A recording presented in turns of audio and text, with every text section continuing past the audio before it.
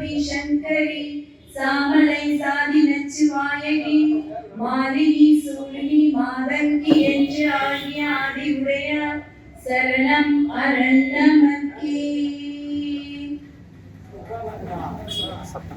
திருப்புடை மருத்துவர் நார்முநாதரின் திருவடிகளை வணங்கி அருள்மிகு ஸ்ரீ முப்புராதி அம்பாள் திருக்கோவில் கொடை விழா அருமையான ஒரு நிகழ்வு. அருள்மிகு ஸ்ரீ முப்புராதி அம்பாளின் திருப்பாதங்களை வணங்கி செங்கோட்டை கரையாளர் நாகர சமுதாய நலச்சங்கம் அவர்களின் நல்ல ஆதரவிற்கும் எனது நன்றியை தெரிவித்துக் கொண்டு இந்த இனிய மாலை பொழுதில் உங்கள் அனைவருக்கும் எனது இனிய வணக்கம். முதல்ல உங்க எல்லாருக்கும் ஒரு நன்றி, இனிய நன்றி.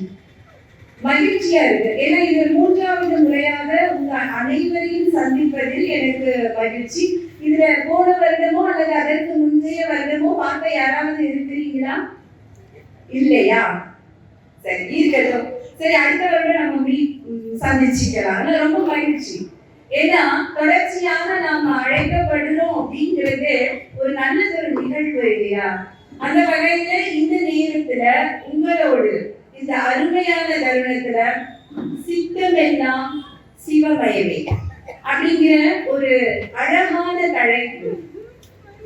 ஏன்னா சித்தம் அது ரொம்ப முக்கியம் இல்லையா? யாராக இருந்தாலும் சித்தம் தெளிவுல வாழ்வதுதான் மேன்மையான வாழ்வு இல்லையா? பொதுவா சொல்லுவாங்க ஷணச்சித்தம் ஷணபித்தம்னு சொல்லுவாங்க. அது என்னென்ன யாருக்காவது தெரியுமா? அதாவது மனம் நம்மளுடைய எல்லா செயல்களுக்கும் அடிப்படையாக இருக்கக்கூடியது நம்மளுடைய மனம்தான். தூண்டுகோலாக இருப்பதும் அதுதான். சில செயல்களை செய்ய விடாமல் தடையாக இருப்பதும் அதுதான். விரும்புவதும் வேண்டுவதும் தேடுவதும் களைவதுமாக எல்லாவற்றிலும் அடிப்படை தளமாக இருப்பது நம்மளுடைய சிந்தை, அதாவது மனம். அப்ப இந்த ஷணச்சித்தம் ஷணபித்தம் அப்படின்னா மனசு பொதுவா எதுக்கு ஒப்பிடுவாங்க அப்படின்னா குரங்குக்கு இணையாக ஒப்பிடுவாங்க. மனம் ஒரு குரங்கு அப்படின்னு சொல்லுவாங்க. ஒரு இயல்பான நிலையிலேயே இருக்காது. இன்றைக்கு ஒன்று வேண்டும், ஆனா அடுத்த நிமிடத்துல அது வேண்டாம், இன்னொன்னு சரி நாளைக்கு பார்த்துக்கலாம், இல்லைன்னா இது என்ன அவ்வளவு முக்கியமா, இப்படி தன்னுடைய மனதை எப்படி ஆகும்னா மாற்றிக்கொண்டே போய்கொண்டே இருக்கும். இதுதான் ஷணச்சித்தம் ஷணபித்தம்னு சொல்றது. ஒரு செயலில் தெளிவாக நடுநிலை தன்மையோட இருக்காது. இது மனித மனதுடைய இயல்பு, சாதாரண மனிதர்களுக்கு. அப்ப இந்த சித்தத்தை எப்படி தெளிவுற வச்சுக்கணும், அதையெல்லாம் தான் நம்ம தெரிஞ்சுக்கணும். மனம் ஒரு குரங்குன்னு சொன்னேன் இல்லையா? மரத்துக்கு மரம் தாவிக்கிட்டே இருக்கும். இந்த மரத்துல இருக்க பழங்கள் நல்லா இருக்குமா அல்லது அந்த மரத்துல இருக்கிற பழங்கள் நல்லா இருக்குமா அப்படின்னு மரத்துக்கு மரம் தாவுவது அதனோட இயல்பு. ஒரு முறை இந்த குரங்குகள்லாம் என்ன பண்ணுச்சு அப்படின்னா, ஒரு உண்ணா நோன்பு, மனிதர்கள் மட்டும் இருக்கக்கூடியதா என்ன, நம்மளும் தான் இருந்து பார்க்கலாமே அப்படின்னு உண்ணா நோன்பு இருக்கலாம்னு எல்லா குரங்குகளும் சேர்ந்து ஆலோசனை பண்ணி ஒரு முடிவு எடுத்துட்டாங்க. எவ்வளவு நாளைக்கு? ஒரு வாரத்துக்கு. ஒரு நாள் சாப்பிடாம இருக்கிறத தெய்வ செயல், ஒரு வாரம் சாப்பிடாம உண்ணா நோன்பு இருக்கலாம் அப்படின்னு இந்த குரங்குகள் எல்லாம் சேர்ந்து அந்த தலைவர் குரங்கோட தலைமையில இந்த முடிவை எடுத்துட்டாங்க. அப்போ தீர்மானம் போட்டாச்சு, ஒரு இடத்தை தேர்ந்தெடுத்தாச்சு, எல்லாரும் வரிசையாக அங்கே அமர்ந்தாச்சு.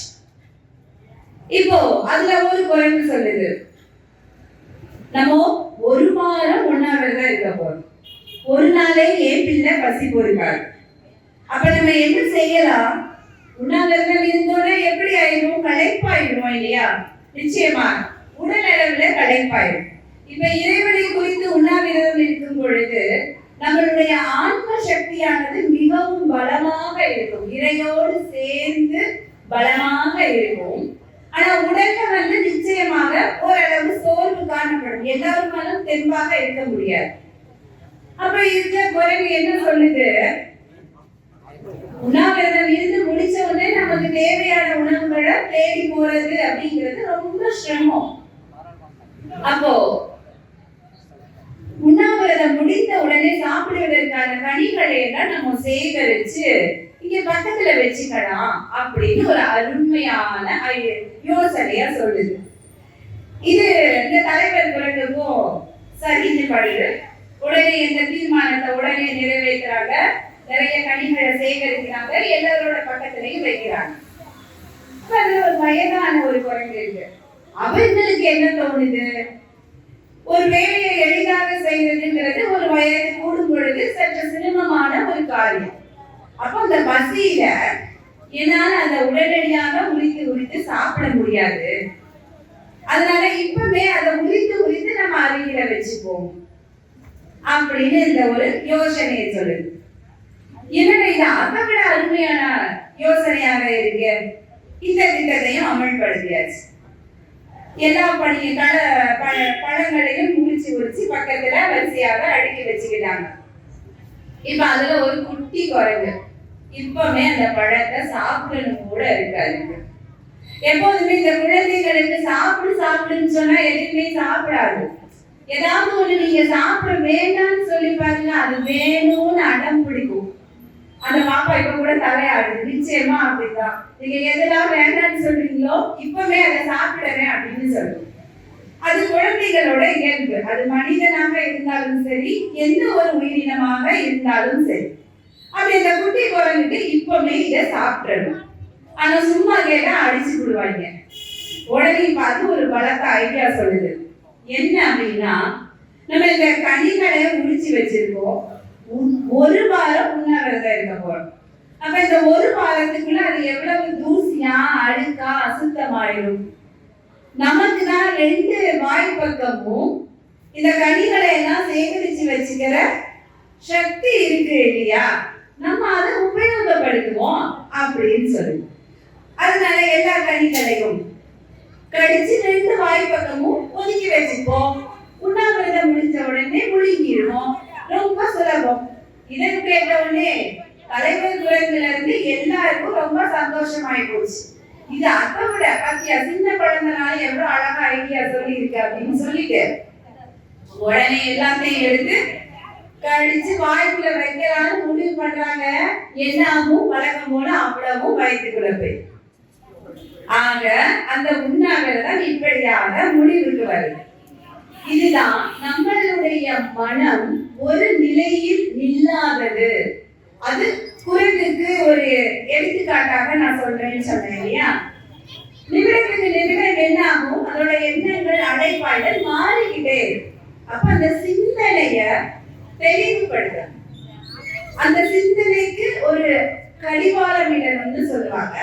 இந்த சிந்தனைய எப்படி நம்ம சுத்தமாக வைத்துக் கொள்கிறது. நம்மளால புறச்சுத்தம் பண்ண முடியும்.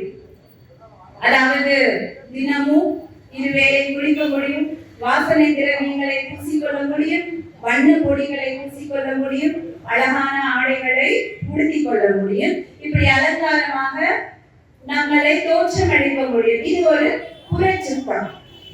ஆனா சிந்தை தெளிவாகிறதுக்கு நம்ம எங்க போய் நீராட முடியும்?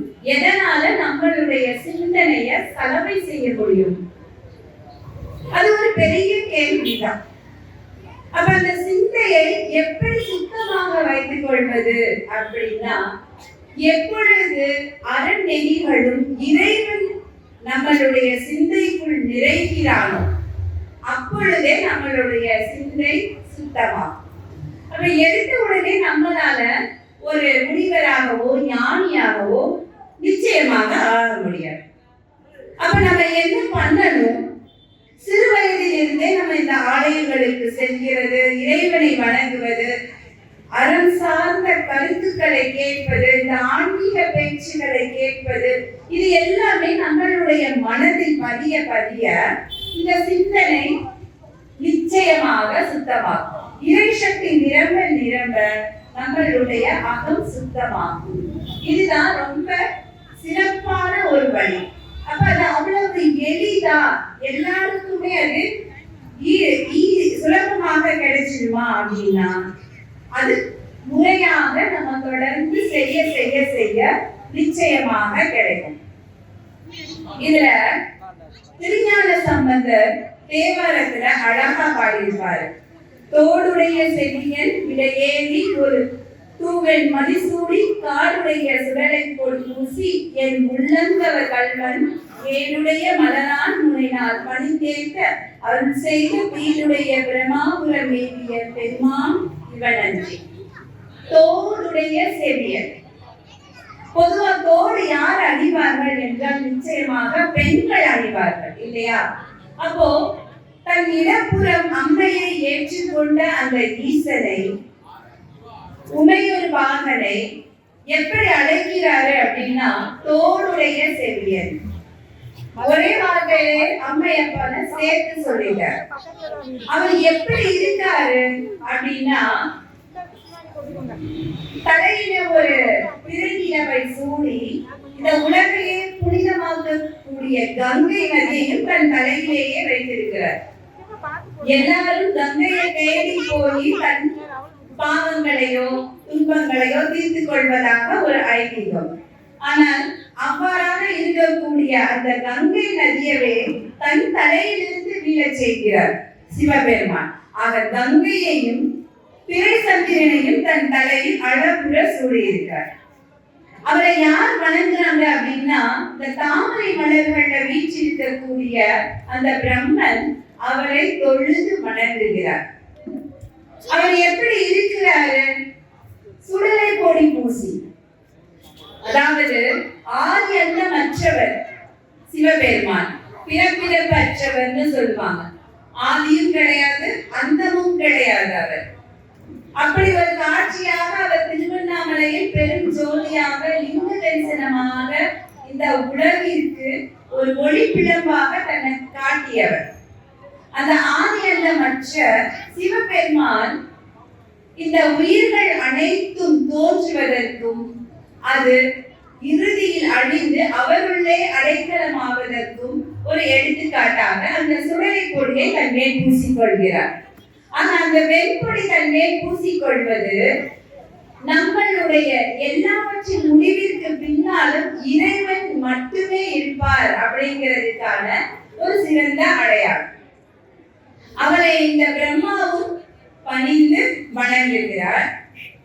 அவரை நானும் வணங்குகிறேன் அப்படின்னு யார் சொல்லியிருக்காரு அப்படின்னா திருஞான சம்பந்தர். திருஞான சம்பந்தர் ஒரு அற்புதமான குழந்தை, இறைவன் அருளால் பிறக்கப்பட்டவர். அவரு எல்லா குழந்தைகளுக்கும் தன் தாய் பசியாற்றுகிறார். ஆனா திருஞான சம்பந்தர் இறைவியால் பசியாற்றப்பட்டவர். இந்த குழந்தை கோவிலுக்குள்ள நின்று பசியால அழுது, அம்மா வீட்டுல இருக்காங்க. அப்ப அப்பா குளிக்க போயிருக்காரு, ஆத்துக்குள்ள இருக்காரு. ஒரு 3 வயது சிறுவன், ஒண்ணுமே தெரியாது. அந்த குழந்தை வெளியே நின்று அழுது கொண்டே இருக்கிறது. அவருடைய அந்த அழுகைய பார்த்து அம்மையப்பரே இறங்கி வந்து அம்மை பாலூட்டிய அற்புதமான பாலகன் திருஞான சம்பந்தர். அவர் இறைவனை குறித்து தேவாரம் அழகாக இயற்றியிருப்பார். அவர் இயற்றிய முதல் பாடலை இந்த தோடுடைய செவியன் தான். நம்மளுடைய செவி அப்படின்னா நம்மளுடைய காது. நீங்க காதினுடைய வடிவம் பார்த்திருக்கீங்களா? நம்மளுடைய உயிர் ஓசையான ஓம் அப்படிங்கிற ஓங்கார நாதம், அந்த ஓங்கிற வடிவுல தான் நம்மளுடைய காது அமைப்பு இருக்கும்.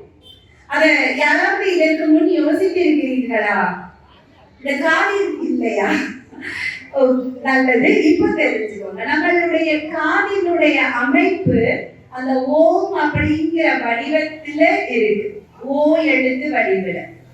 அதுவும் இல்லாம அம்மையை முதலில் குறிப்பிட வேண்டும். அம்மையும் அப்பனையும் பிரிக்கவே முடியாது. சிவசக்தியும் இணைத்திருப்பதால் மட்டுமே அண்ட சராசரங்களும் இயங்கும் இல்லையா? சிவம் இல்லை, சக்தியும் இல்லை அப்படின்னா ஒன்றுமே கிடையாது, பிரபஞ்சமே கிடையாது.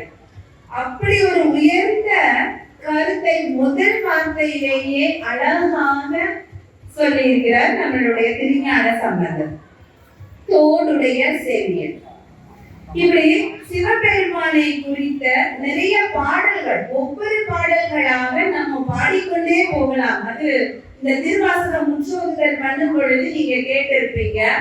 நிச்சயமாக அது ஒரு அற்புதமான தருணமாக இருக்கும். ஈசனை குறித்த அத்தனை பாடல்களுமே நம்ம மனதை அப்படியே மயங்க செய்வதாகவும், இறை நிலையோடு அந்த ஆன்மீக பயணத்தை அப்படியே மேம்படுத்தக்கூடியதாகவும் அது இருக்கும்.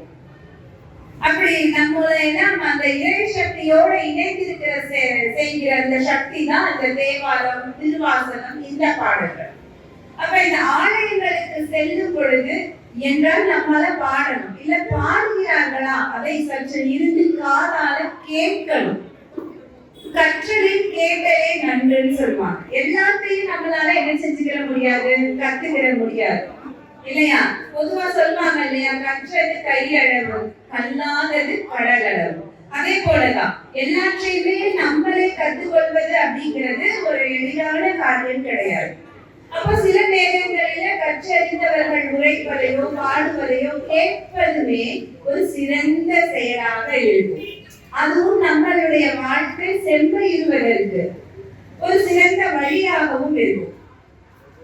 இல்ல எந்த நேரமும் நம்ம மனதில இறை நாமத்தை சொல்லிக் கொண்டே இருக்கணும். அப்ப இந்த தீய சிந்தனைகள் நம்ம அகத்துக்குள்ளே வரவே வராது. எண்ணங்கள் தான் எல்லாவற்றுக்குமே அடிப்படை அப்படின்னு சொன்ன இல்லைங்களா? அப்ப அந்த நல்ல எண்ணங்கள் உள்ள வரணும்னா எல்லாரையுமே நம்ம கடவுளா பார்த்தோமானா யார்கிட்டயும் நமக்கு என்ன வராது? நிச்சயமா கோபம் வராது, வெறுப்பு வராது, விரோதம் வராது. இவங்களுக்குள்ள கடவுள் இருக்காரா? உடனே வணங்க தோணும். இந்த குழந்தைக்குள்ள இருக்கா, அந்த பெரியவருக்குள்ள இருக்கா, அந்த பாட்டிமா கிட்ட இருக்காங்களா? இப்படி ஒவ்வொருத்தரையும் நம்ம கடவுளாக பாவிக்கும் பொழுது இந்த தனி மனித விருப்பு வெறுப்பு எதுவுமே இருக்காது. நிச்சயமாக நம் எதிரில் இருப்பவர்களை நம்ம கடவுளாக பார்க்கும் பொழுது, பொதுவா சொல்லுவாங்க நம்ம தான் கடவுள், கடவுள் அதுதான் உடம்புன்னு சொல்லுவாங்க. ஆனா இந்த கடவுள் தன்மை நமக்குள்ள மேலோங்கும் போது மற்றவர்களை மதிக்க தோன்றாமல் சில பேர் நடந்து கொள்கிறார்கள். ஆனா எதிரில் இருப்பவரையும் கடவுளாக நினைக்கும் பொழுது நம்ம மனதில் எந்த கர்வமும் இருக்காது. இது மட்டும் இல்ல, சரி இறை சக்தியில இறை பக்தியில இருக்கணுமா, அது மட்டும்தான் தொண்டா அப்படின்னா, ஒருவேளை தீவிர பக்தியோட இருப்பாங்க, இறை வழிபாடு தீவிரமா செய்கிறவர்களாக இருப்பார்கள். அவர்களை தொந்தரவு செய்யாமல் இருக்கிறதே சிறந்த பண்பு. அதுவும் ஒரு வகை பக்தி தான்.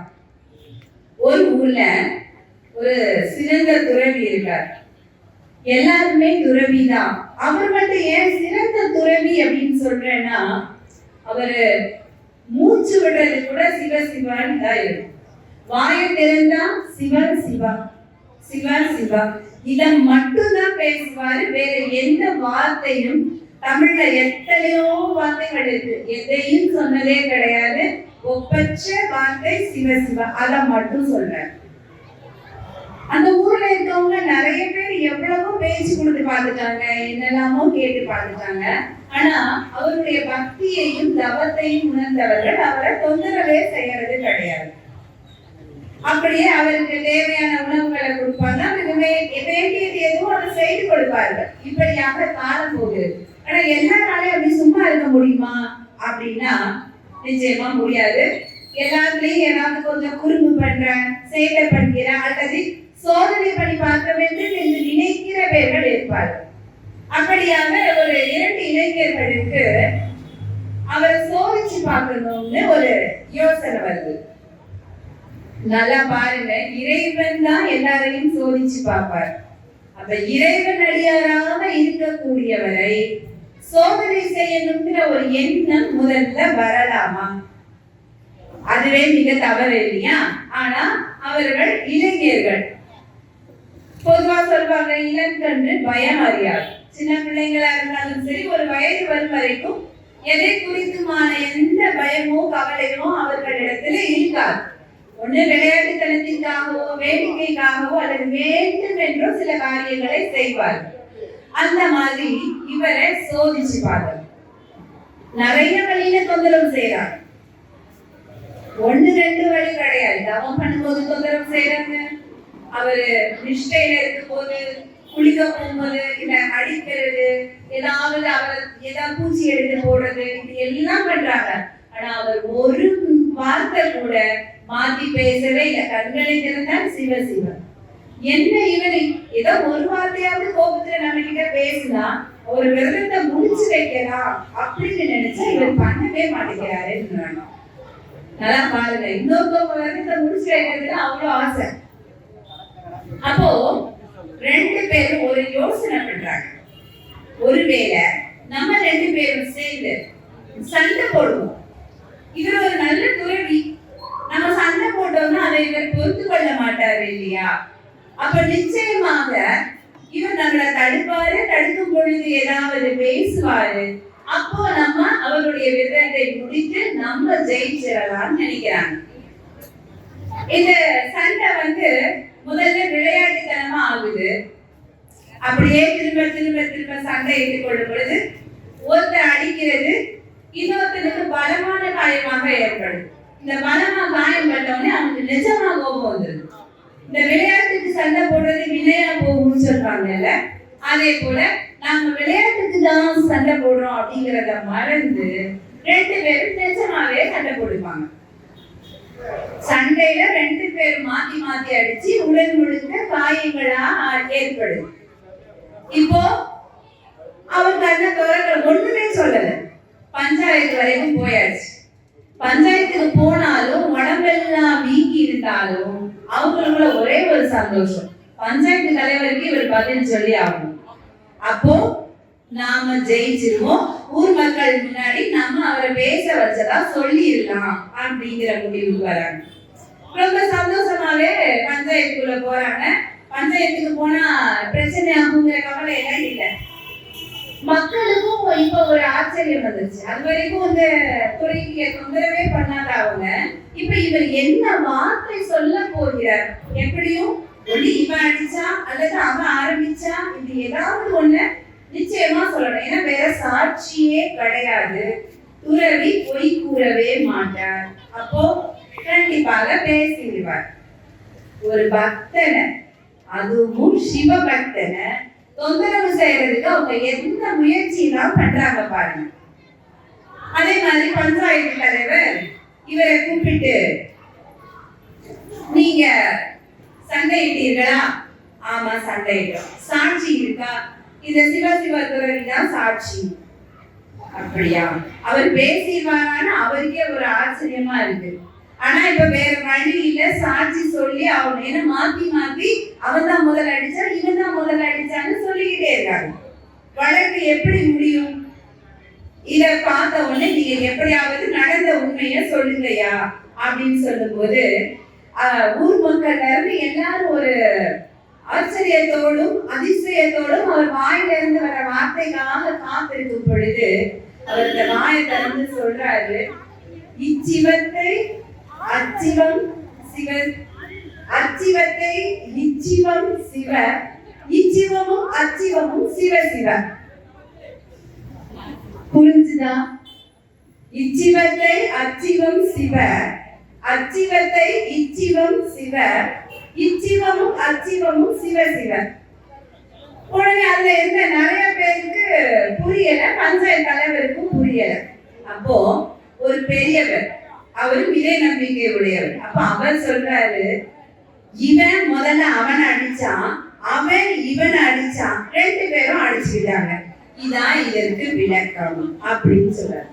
இத கேட்ட உடனே மத்தவங்க அடைஞ்ச ஆச்சரியத்தை விட இந்த சண்டை போட்டுக்கிட்டானுங்கல்ல ரெண்டு பேரும் நேரா போய் காலில் விழுந்துட்டாங்க.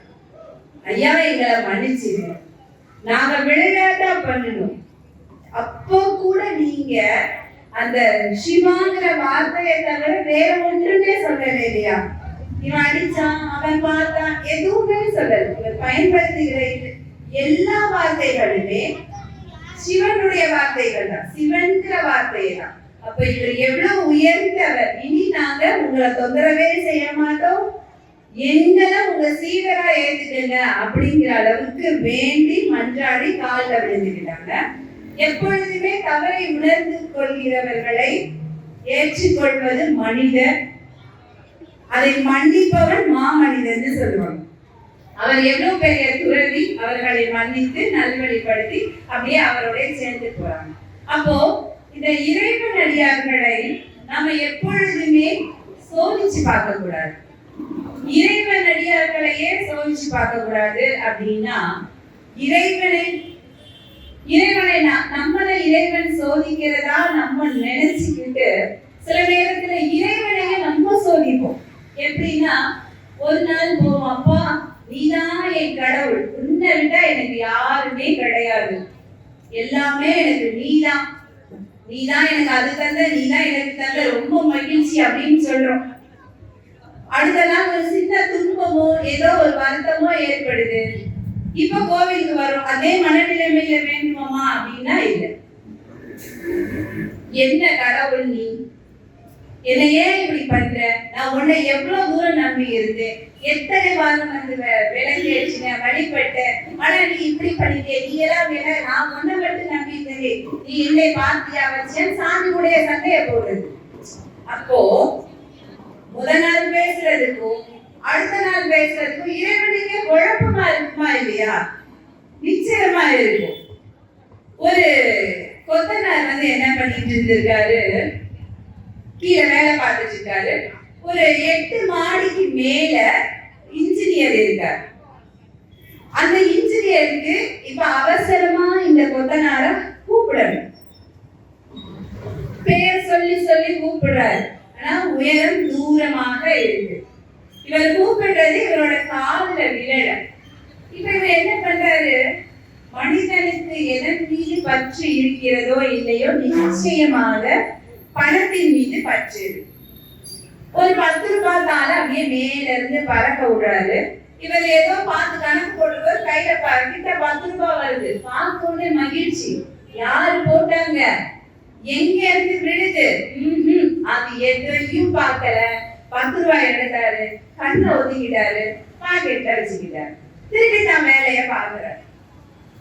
இவருக்கு அதிர்ச்சியா இருக்கு, என்னடா இவர் இப்படி பண்ணிட்டாரு அப்படின்னு சொல்லிட்டு திரும்பியும் கூட்டு பாக்குறாரு, காது கேட்கல. இப்ப என்ன பண்றாரு, ஒரு 500 ரூபாய், சரி நான் அதோட கூட நிச்சயமா மேல பாப்பார் அப்படின்னு சொல்லிட்டு அந்த 500 ரூபாய் தாளை எடுத்து அப்படியே போடுறாரு. அதுவும் அழகா அப்படியே இந்த காத்துல பறந்து வருது. அதே மாதிரி அது அவர் பக்கத்திலேயே போய் விழுது. இப்ப 500 ரூபாய் பார்க்கும்போது பேரானந்தமா இருக்கு. 10 ரூபாய்க்கு ஆனந்தமா இருந்தாரு, 500 ரூபாய்க்கு பேரானந்தமா இருக்கு. அதை எடுத்து இப்ப திருப்பி கண்ணை 2-3 தடவை ஊத்தி வச்சுக்கிட்டு அப்படியே மடிச்சு பாக்கெட்ல வச்சுக்கிறாரு, வேலைய பார்க்க ஆரம்பிச்சுக்கிறாரு.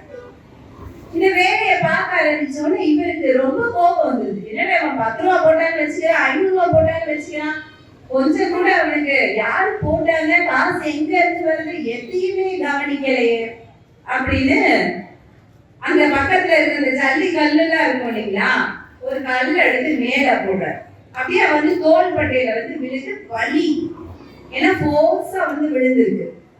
வலிச்ச உடனே இவர் அப்படியே சட்டுன்னு கோபமா மேல பாக்குறாரு, மேல இன்ஜினியர் உடனே, ஐயோ சார் என்னாச்சு, எதுக்கு மேல கள்ளத்துக்கி போட்டீங்க, ஏயா உன்னை கூப்பிட்டுக்கிட்டே இருந்தேன் காது கேட்கல, 10 ரூபாய போட்ட மேல பார்க்கல, 500 ரூபாய போட்டேன் நீ அப்பவும் பார்க்கல, ஆனா ஒரு கல்ல தூக்கி உன் மேல போட்ட உடனே யாரு போட்டா, எதுக்கு போட்டாங்க, இதெல்லாம் பாக்குறீங்க, அப்போ நல்லவனாக நீ முதலே பார்த்திருக்கணும்னு சொல்ற.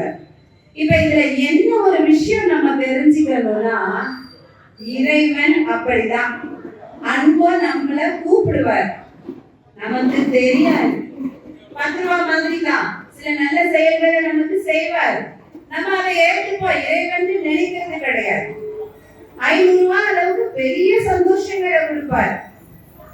500 ரூபாய் மதிப்பு, நான் 10 ரூபாய் 500 ரூபாய்ன்னு சொல்றது ஒரு எடுத்துக்காட்டு, அது எல்லை கிடையாது. இறைவன் நமக்கு செய்கிற, இறைவன் நமக்கு அருள்கிற எந்த விஷயங்களுக்குமே எல்லை கிடையாது, எல்லையற்றவன் இல்லையா. ஆனா நம்ம அப்பமும் நமக்கு அதை விட பெரிதாக இன்பங்களை கொடுக்கும் பொழுது அதை தருவதும் இறைவன் நம்ம நினைக்கிறது கிடையாது, அதனுடைய காரணம் இறைவன்கிறதும் நமக்கு தெரியாது. அனுபவிக்க மட்டும் தெரியும். எப்போ ஒரு சின்ன கல்லு மேல வந்து விழுந்தது, ஒரு சிறிய துன்பம் தாங்க முடிகிறதோ அல்லது கொஞ்சம் தாங்க முடியாததோ, அவ்வாறு ஒரு சிறிய நிலைமை வரும் பொழுது உடனே நம்ம இறைவன் மேல கோபிச்சுக்கிட்டு என்ன இப்படி பண்ணிட்டேன்னு நம்ம நேரா சண்டைக்கு வந்துடும். ஆனா நம்மளுடைய மனது எப்படி இருக்கணும் அப்படின்னா எப்பொழுதும் ஒரே நிலையில இருக்கணும். ஏன்னா மனசு சீராக இருக்கும் பொழுது சிந்தை தெளிவாக இருக்கும். அப்ப அந்த இறைவனை குறித்து பாடுவது நல்லதுன்னு சொன்னேன், அல்லது பாடுவதையோ பேசுவதையோ கேட்பது நல்லது, அல்லது இறைவன் அடியார்களாக இருப்பதை தொந்தரவு செய்யாமல் இருப்பதும் நல்லது.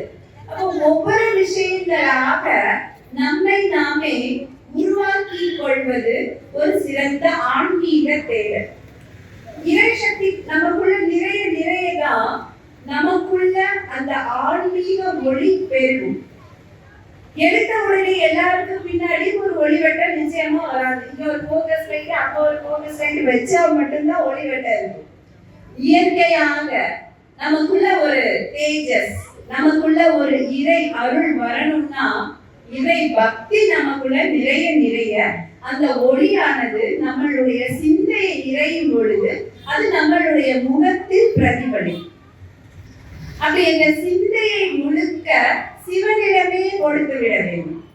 ஏன்னா இது வேணும், இது வேணாம், இல்ல இது நமக்கு நல்லதுன்னு நம்ம யோசிக்கிறத விட அம்மையப்பனான் ஆண்டவன் நம் எம்பெருமான் நம்மை கூடுதலாக யோசிப்பார் இல்லையா? அப்ப அவர் மீது முழுமையான அந்த நம்பிக்கை கொள்ளும் பொழுது மட்டும்தான் நம்ம சிறந்த ஆன்மீக தேடல்ல இருக்க முடியும். ஆன்மீக தேடல்ங்கிறது ஒரு பெரும் பயணம், அது ஒரு நீண்ட பயணம். அப்ப அந்த பயணத்திற்கு வெளிச்சமாக இருக்கிறது இறை சக்தி, ஒரு சிறிய ஒளியாக இருக்கிறது. நம்ம நெருங்க நெருங்க நெருங்க எப்படி இந்த சூரியன் பிரகாசிக்கிறதோ, இந்த உலகிற்கே இந்த பிரபஞ்சத்திற்கே வெளிச்சமாக இருக்கிறதோ, அது போல இந்த ஆன்மீக ஒளி நம்மை நிறைக்கும்.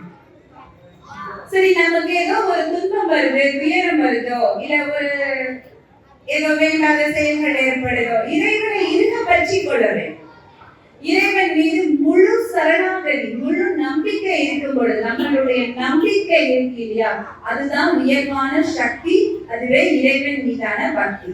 அப்ப அந்த முழுமையான நம்பிக்கையை இறைவன் மீது வைக்கும் பொழுது எதை குறித்துமான அச்சம் நம்ம கூட வராது. சில நேரங்களில எப்பொழுதுமே இந்த வார்த்தைகளுக்கு அதிகமான ஒரு சக்தி உண்டு.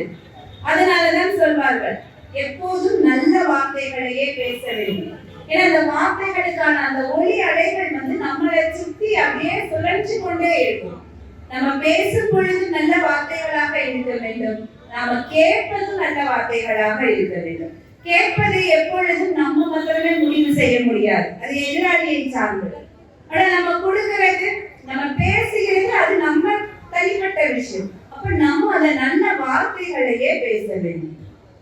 அப்போ இந்த எல்லாரும் இந்த நல்ல விஷயங்களுக்குள்ளேயே வரும் பொழுது நம்ம இந்த பிரபஞ்சமே சக்தியானதாக, அந்த ஆற்றல் முழுவதும் இறங்கிய மனிதர்களாக எல்லாரும் இருப்பார்கள். அப்படி எப்போ அது நடக்கும் அப்படின்னா இறை சக்தி மேலோங்கும் போது மட்டும்தான் நிச்சயமாக நடக்கும். சரி, எல்லா நாளும் முடியல, பொழுதுக்கும் என்னால இந்த சிவ சாமியார் மாதிரி என்னால சொல்லிக்கிட்டே இருக்க முடியல அப்படின்னா ஒரு குறிப்பிட்ட பதிகத்தை, குறிப்பிட்ட ஸ்லோகத்தை அதை மட்டுமாவது உச்சரிக்க நமக்கு வருகிற பிரச்சனைகள் தூரமா போகும். இறைவன் கிட்ட வர வர பிரச்சனைகள் தூரமாக போகும்.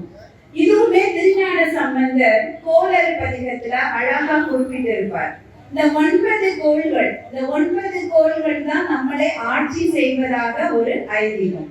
இது படித்தவர்களாக இருக்கட்டும், பகுத்தறிவாளர்களாக இருக்கட்டும், ஒவ்வொருவருக்கும் ஒவ்வொரு ரீதியான நம்பிக்கை இருக்கு. ஆனா பொதுவாக இந்த கோள்கள் நம்மளை நிச்சயமாக ஆட்சி செய்யும். அப்ப அதனுடைய துன்பம் நம்மளை நெருங்க கூடாது, அதனுடைய கோபம் நம்மள படக்கூடாது. யாரான இருந்தாலும் நம்மளை சாந்தமாக பார்க்கும் பொழுது நமக்கு மகிழ்ச்சியாக இருக்கும். அதுவே அவர்கள் கோபத்தையோ வெறுப்பையோ காட்டினா நம்மளால தாங்கிக்க முடியாது இல்லையா? அதுக்கு ஒரு அழகான பாடல், வேயுறு தோழி பங்கன் விடமுண்ட கண்டன் மிக நல்ல வீணை கடவி மாசரு திங்கள் கங்கை முடிமேல் அணிந்தன் உடனே புகுந்த அதனால் ஞாயிறு திங்கள் செவ்வாய் புதன் வியாழம் வெள்ளி சனி பாம்பிரண்டு உடனே ஆசரு நல்ல நல்ல அவை நல்ல நல்ல அடியார் அவர்க்கு மிகவே. அழகான பாடல். இந்த ஒரே பாட்டிலே 9 கோள்களை அடுக்கிட்டார். ஞாயிறு திங்கள் செவ்வாய் புதன் வியாழன் வெள்ளி சனி பாம்பிரண்டு. பாம்பிரண்டு எதுனா இந்த ராகு கேது, அது நிழல் கிரகம்னு சொல்லுவாங்க. அவை இந்த கோள்களால எந்த துன்பமும் ஏற்படாது. ஏன்னா நான் இறைவனை இருக பற்றியிருக்கேன். யாரு இந்த இறைவன் எப்படி இருக்கிறார்? வேயுரு தோழி பங்கன். வேயுருனா என்ன? மூங்கில் போன்ற தோள்களை உடைய உமையம்மையை தன் இடப்பாகத்தில் கொண்டிருக்கிற சிவபெருமானை நான் பற்றி இருக்கிறேன். அதனால் இந்த கோள்கள் எல்லாம் மகிழ்ந்து எனக்கு நன்மையையே செய்யும் அப்படிங்கிறதா இந்த ஒரு பாடல். நம்ம அதுல இருக்கக்கூடிய 9 பாடல்களையும் பாட முடிகிறதோ இல்லையோ, இந்த ஒரு பாடலை நிச்சயமாக நீங்க சொன்னீங்க அப்படின்னா, எல்லா நாளும் சொன்னீங்க அப்படின்னா, நமக்கு இந்த நாள்களினால் ஏற்படக்கூடிய எந்த தொல்லைகளும் இருக்காது. இதுல எத்தனை பேரு ஒரு வழக்கத்தை இன்னும் செய்து கொண்டிருக்கிறீர்கள்னு தெரியல. பொதுவா ஒரு புதிய ஆடை உடுத்தும் பொழுது அதற்கு நம்ம மஞ்சள் வைப்போம் இல்லையா? இப்பவும் இது பண்றவங்க இருக்கீங்களா? மகிழ்ச்சி. அது எதற்காக பண்ணுகிறோம் அப்படின்னா, அந்த ஆடையினால நமக்கு எந்த விதமான கெடுபலனும் ஏற்படக்கூடாது. ஏன்னா அந்த ஆடைங்கிறது மொத்தமா பார்க்கும் பொழுது ஒரு வடிவத்தில இருக்கும். ஆனால் அதற்கு முன்னாடி அது பஞ்சாக இருக்கும் பொழுது அதை எடுத்தவனுடைய மனநிலை எவ்வாறு இருந்தது, அதை நூலாக நோக்கும் பொழுது அவனுடைய மனநிலை எப்படி இருந்தது. ஏன்னா ஒரு வேலை செய்யும் பொழுது அந்த வேலையினுடைய முழுமைக்கும் நம்மளுடைய மனதிற்கும் நிறைய சம்பந்தம் இருக்கு. நம்ம ஒரு வேலையை சந்தோஷமா செய்யும் பொழுது, இல்ல ஒரு சமையல சந்தோஷமா செய்யும் பொழுது அதனுடைய சுவை கூடும். அதே நம்ம கோபமா செய்யும் போது பாருங்க, காரமும் உப்போ கண்டிப்பா மாறி கூடவோ குறைவாரு. அதுல கவனம், அந்த கவன குவிதல்ங்கிறது மாற்றமாக இருக்கும். அப்புறம் ஆடைய வடிவமைக்கும் போது ஆக இது எல்லாருடைய தொகுப்பாக அந்த ஒரு ஆடை இருக்கும். அதனால் அதுல இருக்கக்கூடிய எந்த விதமான பாதகமும் நம்மை சேர்ந்து விடக்கூடாது அப்படிங்கிறதுக்காகத்தான் மஞ்சள் கிருமி நாசினி மட்டும் கிடையாது, ஒரு மங்களத்தின் தொடக்கம். அதனால நம்ம ஆடைக்கு மஞ்சள் வைத்து பின்னாடி உடுத்துகிறோம்.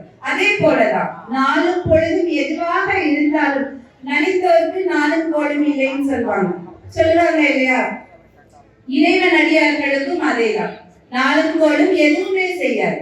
அப்போ நம்ம முழுமையான இறைவனடியார்களாக இருக்கிறோமா அப்படின்னா அது நமக்கே ஒரு கேள்வி. அப்போ இந்த நேரத்துல நம்ம இந்த மாதிரி சில குறிப்பிட்ட பதிகங்களை பாடி இறைவனுடைய அருளை நம்ம பெற்றுக்கொள்ளணும். அப்படி பெற்றுக்கொண்டால் மட்டும்தான் நம்ம ஒரு நிம்மதியான சீரான வாழ்க்கையை வாழ முடியும்.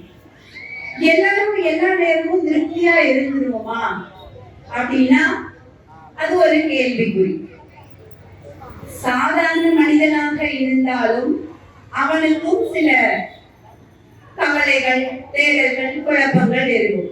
ஒரு மகாராஜாவா இருந்தாலும் அவனுக்கும் அதே மாதிரியான கவலைகள், தேடல்கள் இருக்கும்.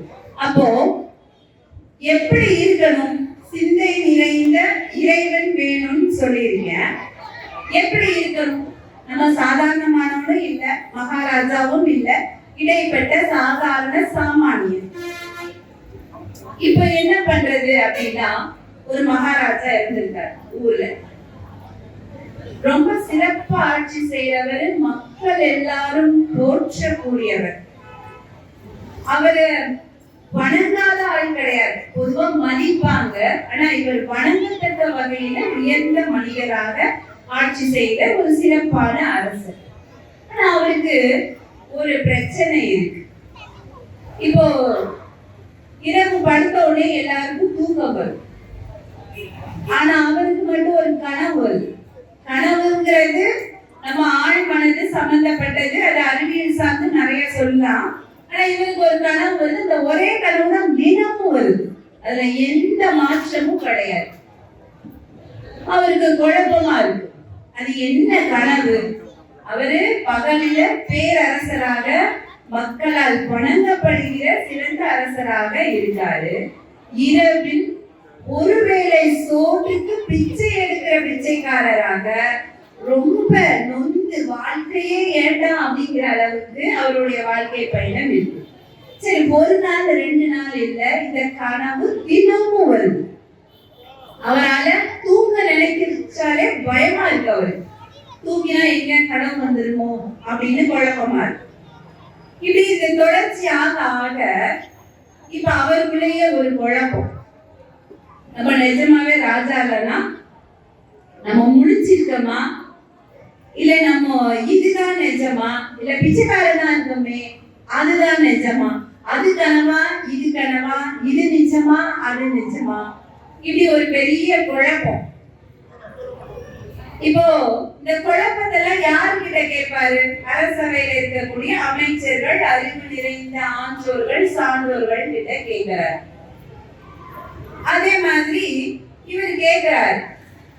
ஆனா யாருக்கும் பதில் சொல்ல முடியல. எந்த பதிலும் இவருக்கு திருப்தி இல்லை. அது நீங்க அப்ப கொஞ்சம் லேட்டா தூங்கி பாருங்க, இல்லைன்னா நீங்க காலையில விரைவாக எழுந்திருச்சுங்க, இல்ல இந்த கோயிலுக்கு போயிருங்க, இந்த மாதிரியான பதில்கள் தான் கிடைக்குது, தெளிவு கிடைக்காது. ஆனா கனவு திரும்ப திரும்ப வருது. இப்ப தூங்குறதா விழிக்கிறதா, ராஜாவா பிச்சைக்காரனா, இந்த குழப்பம் அதிகமாயிடுச்சு. அப்ப ஊர் முழுக்க ஆரம்பிச்சுட்டாங்க. ராஜாவுடைய இந்த சந்தேகத்தை தீர்க்கக்கூடியவருக்கு சிறந்த பரிசு. அதுக்கப்புறமும் நிறைய பேர் வராங்க, யாராலையும் தீர்க்க முடியல. இந்த நேரத்துல ஒருத்தர் வராரு, ஒரு முனிவர் மாதிரி இருக்கார். ஆனா அவர் பார்த்து ஒரு 8 வடிவத்துல வளைஞ்சு இருக்கார். அவரை பார்த்தா யாருக்கும் முனிவர்ன்ற அளவுல மதிக்க கூட தோணல. ஏன்னா உருவத்தை பார்த்து நட்பு செய்கிறதோ, உருவத்தை பார்த்து வணங்குகிறதோ, அப்படிப்பட்ட உலகம் தானே இது. பொதுவா சொல்லுவாங்க, உருவு கொண்டு எல்லாமே வேண்டும். திருக்குறளே சொல்லப்பட்டிருக்கு, ஒருவனுடைய உருவத்தை பார்த்து நம்ம மதிப்பிட கூடாது. இவரு அரண்மனைக்குள்ள நுழைஞ்ச உடனே எல்லாருக்கும் சிரிப்பா வருது. இவனே உருவத்துல ஒழுங்கா இல்ல, இவன் என்ன நமக்கு ஒரு சரியான பதில சொல்லிட போறாரு, நம்ம ராஜா எப்படி நிம்மதியாயிர போறாருன்னு முதல்ல எல்லாரும் அவரை பார்த்த உடனே சிரிக்கிறாங்க. இவர் ஒன்றுமே சொல்லல. திரும்பவும் சொல்லலாம், மகாராஜா உங்களுக்கு நான் சொல்கிறேன், உங்க மன அமைதிக்கு நான் தீர்வு சொல்கிறேன்னு சொல்ற. திருப்பி எல்லாரும் ரொம்ப சிரிக்கவும் அவர் சொல்றாரு, நான் அப்படி சொல்லணும்னா ஒரே ஒரு நிபந்தனை. நிபந்தனையா? என்ன நிபந்தனை அப்படின்னா, இங்க இருக்கக்கூடிய இந்த தோல் வியாபாரிகள் எல்லாரும் வெளியே போகணும்னு சொல்றாங்க. உடனே அமைச்சர்களுக்கும் அந்த ஆன்றோர்களுக்கும் அவ்வளவு கோபம் வருது. அறிவு நிறைந்திருக்கும் பொழுது தலையும் கனம் அதிகமாக இருக்கும் இல்லையா? நம்ம சித்தத்தை பத்திலாம் இப்போ பேசிக்கிட்டே இருக்கும். வெறுமன அறிவு மட்டும், அறிவால் நிறைந்த கலை எப்படி இருக்கும் அப்படின்னா நிச்சயமா கனமானதாக இருக்கும். தான் பெரியவர், தனக்கு மட்டுமே எல்லாம் தெரியும் அப்படிங்கிற அந்த அகம் இருக்கு. அப்படி எல்லாருக்கும் கோபம் வருது. இந்த ஆளுக்கு எவ்வளவு திமிரு இருந்தா நம்மளை பார்த்து சொல்லியிருப்பாரு. முதல்ல இவரே ஒரு உருவமற்ற ஒரு மனித பிண்டம் போல இருக்காரே அப்படின்னு சொல்றார். அவர் அப்படி இருக்கிறதுக்கான காரணம் என்னன்னா, அவரோட அம்மா வயிற்றில் இருக்கும் பொழுது பொதுவா கர்ப்பத்தில் இருக்கிற குழந்தை தாய் என்ன உணர்கிறாளோ அத்தனையும் குழந்தையும் உணரும். அதான் சொல்லுவாங்க, நல்ல பாட்டு கேளுங்க, குழந்தை உண்டான கர்ப்பவதிகளை என்ன சொல்லுவாங்க, நல்ல பாடல் கேளுங்க, நல்ல புத்தகம் படிங்க, நல்ல பேச்சு கேளுங்க, கோவிலுக்கு போங்க, மனதை அமைதியாக வைத்துக் கொள்ளுங்க, யாரோடும் வெறுப்பு விரோதம் வச்சுக்காதீங்க. இதெல்லாம் பிறப்பிலேயே அந்த குழந்தைக்கும், அந்த கருவி மூலமாகவே குழந்தைக்கும் அதனுடைய மனதில் பதியக்கூடிய நிகழ்வுகளாக இருக்கும். அப்படி அந்த குழந்தை அதன் தாய் வயிற்றில் இருக்கும் பொழுது அதனுடைய தந்தை அவர் ஒரு அரைகுறையாக மந்திரம் தெரிந்த ஒரு வேத விற்பனர். அவர் எப்பெல்லாம் தவறான மந்திரம் சொல்கிறாரோ இந்த குழந்தை வெறுப்போடு தாயின் கர்ப்பத்தில் அப்படியே மடங்கி மடங்கி இருக்கு.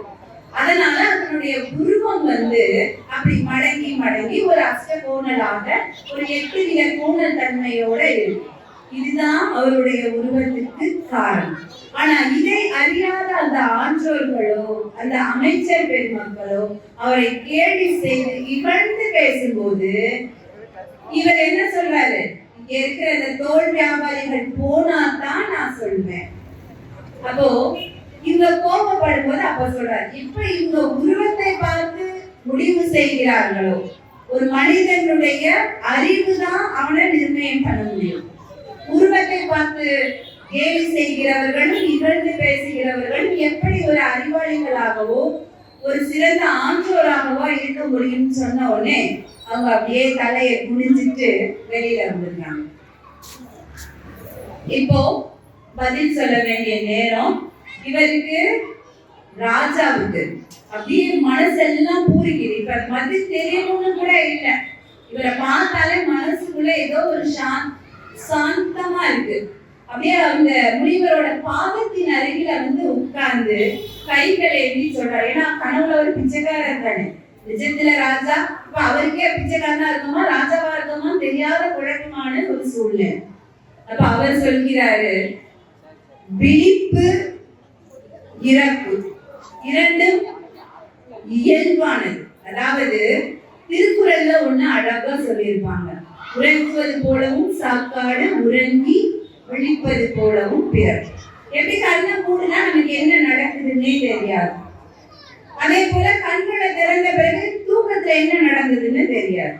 அப்போ நீ அப்பொழுது விழித்திருக்கையில் ராஜாவாகவும் கண்களை மூடி உறக்கத்தில் இருக்கும்போது பிச்சைக்காரனாக இருந்தாலும் அதை அப்படியே ஏற்றுக்கொள் அப்படின்னு சொல்வார். நீ ராஜாவா இருக்கும்போது ராஜாவாக இருந்துக்கோ, பிச்சைக்காரன் நினைச்சு கவலைப்படாத. நீ பிச்சைக்காரனாக இருக்கும் பொழுது அதையாகவே இருந்துக்கோ, ராஜாவாக இருப்பதை நினைத்து ஏக்கம் கொள்ளாது. எதுவாக இருக்கிறாயோ அதுவாகவே இரு அப்படின்னு சொல்ற. அப்போ நம்ம அதேதான், நமக்கு கொடுக்கிற எந்த ஒரு செயலாக இருந்தாலும் அதை அப்படியே ஏற்றுக்கொள்கிற ஒரு மனநிலைமை இருக்கும் பொழுது மனதிற்குள் எப்பொழுதும் தெய்வம் குடியிருக்கும் இல்லையா? அதுதான் அழகான இன்னும் ஒரு பாடல். பொதுவா திருவாசகத்துக்கு உருகாதால் ஒரு வாசகத்துக்கும் உருகாதுன்னு சொல்லுவாங்க. எல்லா பாடல்கள்லயுமே நீங்க பாருங்க, அதிகமா அம்மையை முதல்ல கொள்வது. உலகின் தொடக்கம் அம்மா தான். அம்மா இருந்தா மட்டும்தான் நம்ம இந்த உலகத்துக்கு வரவும் முடியும். அம்மா தான் மெயின் காரணம் இல்லையா? உருவமாக நாம் வெளிவருவதற்கு காரணம் அம்மா தான்.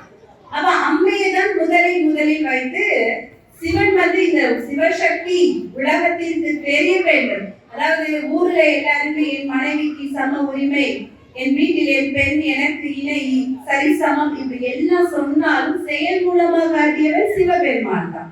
அப்படி அம்மையை தன் இடபாகமாக கொடுத்து உமையொரு பாகனாக இருந்தாரு. இதுல மாணிக்க வாசகரினுடைய ஒரு அழகான பாடல் எனக்கு மிகவும் பிடித்தது. அது அம்மையே அப்பா ஒப்பிலா மணியே அன்பினில் விளைந்த ஆரமுதே, பொய்மையை பெருக்கி பொழுதினை சுருக்கும் புழுத்தலை புலையனின் தனக்கு செம்மையே ஆய சிவபதம் அழைத்த செல்வமே சிவபெருமானே, இம்மையே உன்னை சிக்கென பிடித்தேன் எங்கிருந்து அருள்வதிலே. எத்தனை பேர் இந்த பாடலினுடைய பொருள் தெரிந்து வாசித்திருப்பார்களோ எனக்கு தெரியல. ஆனா ஒரு அற்புதமான பாடல். அம்மையே அப்பா, அம்மாவும் நீதான் அப்பாவும் நீதான், தாயுமானவர் எம்பெருமான் தான். அம்மையே அப்பா, இது எதற்கும் ஒப்பற்றவர் இல்லையா? இந்த பிரபஞ்சத்தினுடைய பெரும் சக்தி, ஒப்பில்லாத சக்தி அவர், தனக்கு நிகரற்றவர். ஆனா நான் எப்படி இருக்கிறேன்? பொய்மையை பேசி பொழுதெல்லாம் வீணா தெரிந்து புழுவை விட கீழான நிலையில் இருக்கும் என்னை நீ ஆட்கொண்டு உன் சிவபதத்தை எனக்கு தந்து அருளி இருக்கிறாய். அதை நான் எப்படி பிடிச்சிருக்கேன் அப்படின்னா சிக்கன பிடித்திருக்கிறேன்.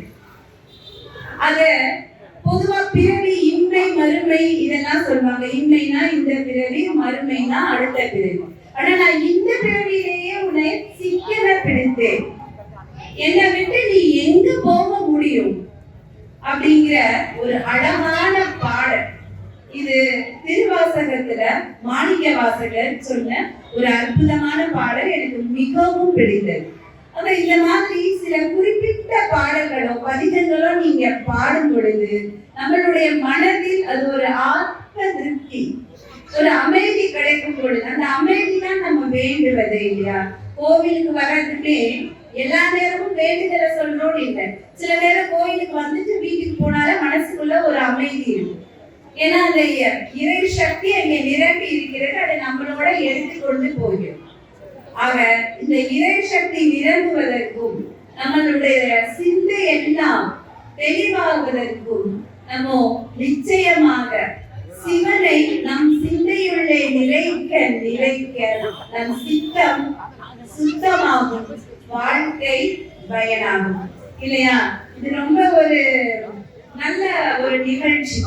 இத கோடை விழா அப்படிங்கிறதுதான் கொடை விழாவா இருக்கு. கோடை காலத்துல ஏற்படுகிற அந்த வேனல், அந்த தனிப்புகளை எல்லாம் நீக்குவதற்காக தான் இந்த வேப்ப கொழுந்து எல்லாம் கட்டி எல்லா தெருமுக்கிலையும் வேப்ப தலைகளை எல்லாம் சொருகி நம்மளை எல்லாம் குளிர்விப்பதற்காக, அது அன்னையை குளிர்விப்பதற்காக அழகாக செயல்படுத்துகிற விழா தான் இந்த கொடை விழா. அப்படி வருடந்தோறும் தவறாமல் இந்த முப்பிடாதி அம்பாளுக்கு நடந்து வருகிற இந்த விழாவானது ரொம்பவும் மகிழ்ச்சியாக இங்க உங்க எல்லாரையும் பார்ப்பது எனக்கு அதை விட அதிக மகிழ்ச்சி. 3 முகம் இல்லையா? ஒரு முகமே திருமுகமாய் காட்டு அப்படின்னு சொல்லுவோம். ஆனா நம்மளுடைய அன்னைக்கு முப்பிடாதி அம்பாளுக்கு 3 முகம். அப்ப நம்மளை எல்லாம் எவ்வளவு இன்னும் நல்லா பார்த்து நம்மளுடைய தேவைகளை எல்லாம் நிறைவேற்றி வேண்டுகிற வரங்களை எல்லாம் அருளக்கூடிய அன்னை இன்னைக்கு ஸ்ரீ ராஜராஜேஸ்வரி அலங்காரத்துல அற்புதமான தேவதையாக என் கண்ணுக்கு வந்து தெரிஞ்சாங்க. அது பார்க்கவே ரொம்ப மகிழ்ச்சியா இருந்தது. இங்க தினமும் அல்லது வாரமும் பார்க்கிற நீங்கள் எல்லோருமே நிச்சயமாக பாக்கியசாலிகளாகத்தான் நான் நினைக்கிறேன். இல்ல வெளியூருக்கு போயிருக்கோம், விழா நேரத்துலதான் வருவோம் அப்படின்னாலும் அதுவுமே நமக்கு ஒரு சிறந்த பாக்கியம் தான் இல்லையா? ஒரு நிகழ்ச்சியில பங்கெடுத்துக்கிறோம் அப்படிங்கிறது ஒரு சிறப்புக்குரிய விஷயம்தான். அந்த வகையில இந்த வருடமும் என்னை பேசுவதற்கு அழைக்க ஆரியநல்லூர் தெரு, செங்கோட்டை ஆரியநல்லூர் தெரு காரையாளர் யாதவர் சமுதாய நலச்சங்கம் நடத்தக்கூடிய அருள்மிகு ஸ்ரீ முப்பிடாதி அம்பாள் திருக்கோவில் கொடை விழாவிற்கு என்னை பேசுவதற்கு அழைத்து வாய்ப்பளித்த இந்த செங்கோட்டை கரையாளர் யாதவர் சமுதாய நலச்சங்கத்திற்கும் மற்றும் இந்த வாய்ப்பினை வாங்கி தந்த பொன்னுத்துறை சகோதரர் பொன்னுத்துறை அவர்களுக்கும் சகோதரர் கவிஞர் ஐயப்பன் அவர்களுக்கும் மற்றும் இத்துணை நேரம் இதை பொறுமையாக கேட்ட உங்கள் அனைவருக்கும்.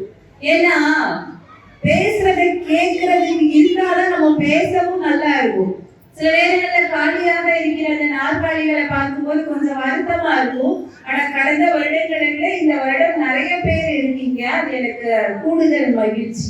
இதே மாதிரி உங்களுடைய ஆதரவு எப்பொழுதும் தொடர்ந்து கிடைக்க வேண்டும் என்று சொல்லி இத்துணை நேரம் கேட்ட உங்கள் அனைவருக்கும் எனது மனமார்ந்த நன்றியை தெரிவித்துக் கொள்கிறேன். நன்றி, வணக்கம்.